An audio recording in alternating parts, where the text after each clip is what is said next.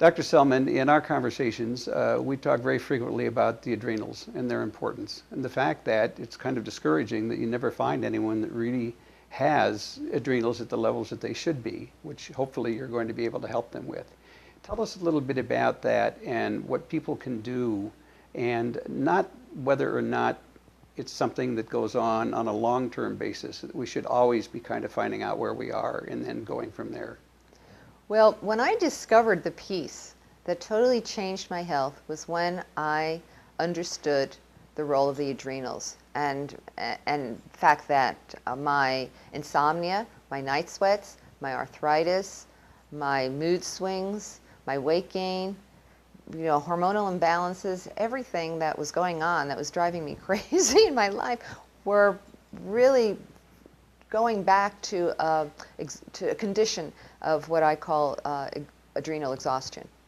And it's becoming a more popular topic now. People are understanding the importance of the adrenals. I certainly had to kind of discover it on my own. But the adrenals are so fundamental. They're two little glands, endocrine glands, that sit on top of the kidneys. They're like little party hats that sit on top of the kidneys. And yet they are the most critical endocrine glands for our health and longevity and hormonal balance and blood sugar balance and our ability to sleep. Everything is reliant on those two little glands, which we exhaust through unrelenting stress. So without strong adrenal glands, we're going to age more rapidly, and we're not going to be able to really fight off infections because they help to rule the immune system.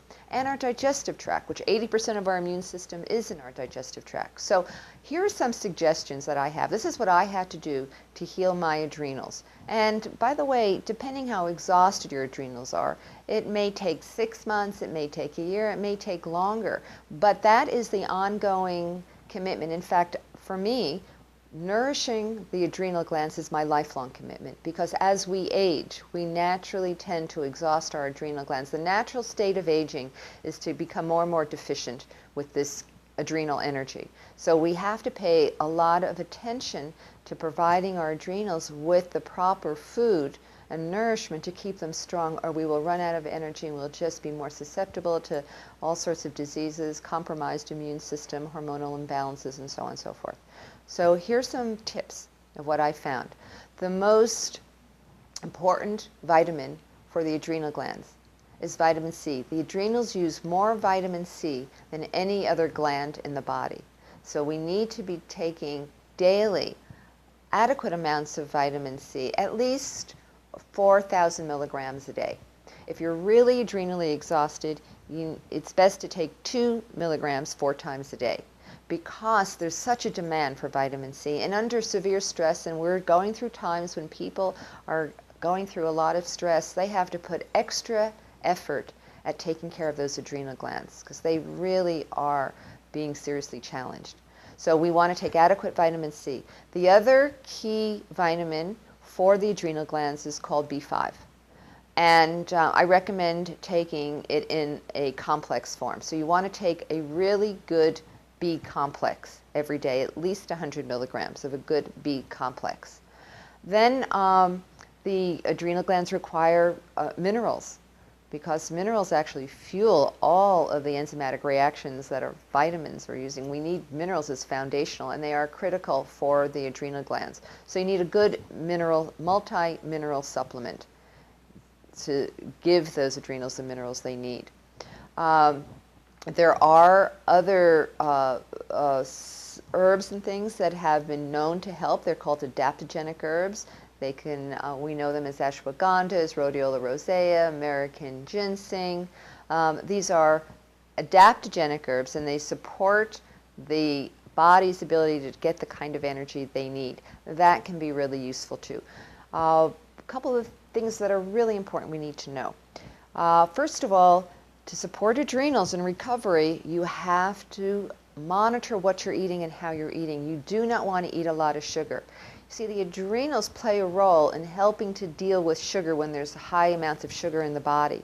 And when you eat a high sugary meal, a high carb meal, and you dump a lot of sugar in, then all of a sudden the adrenals are called into action to try to get that sugar back into proper balance in the body. Everything's been disrupted. So it's another job a tired adrenal gland has to do. So to support the adrenals, you want to eat small meals throughout the day, and you want to balance your blood sugar level. And the way you do that is you always have protein and healthy fats along with your complex carbs, which should be more in the form of vegetables.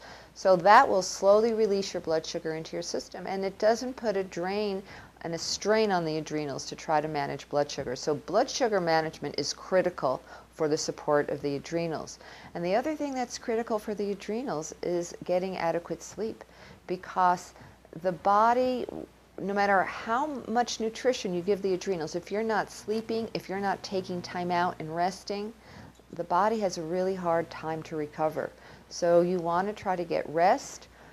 People with adrenal exhaustion often get a surge of energy at night when basically they should be winding down. So when they get that last big surge of energy at 9, 10, 11 o'clock, and that's when everyone's cleaning house on the computers, going to 1, 2 o'clock in the morning, it is a clear symptom, actually, of adrenal dysfunction, because your stress hormones are going up and they should be going down so you can get into deep sleep.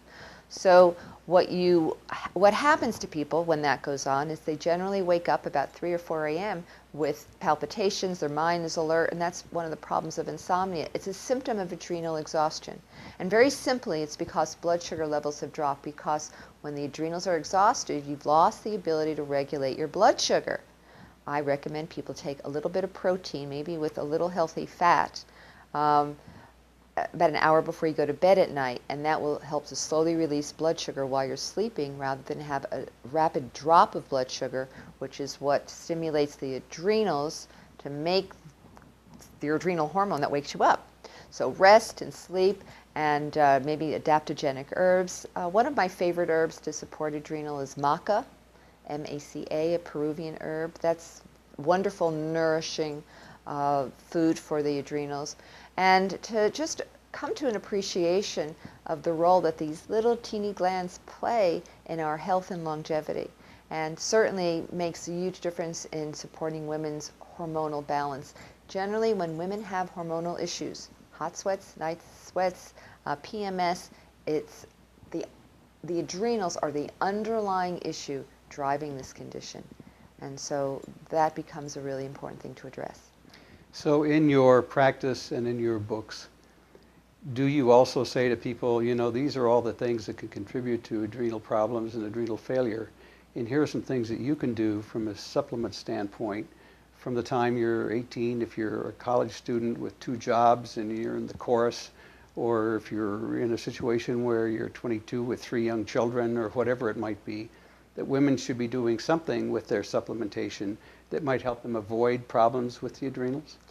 Yes, you know, I would love to see the awareness of adrenals expand so we can incorporate it into our foundational program early in life. I really get concerned with all the college kids. They're burning the midnight oil. I mean, they have a lot of vitality and energy, God bless them, but you know, I tested these college girls. They are adrenally exhausted, and then they can't think. You actually, when you're in high stress, you actually kill short-term memory cells. So now you go, oh, what's the name of that person?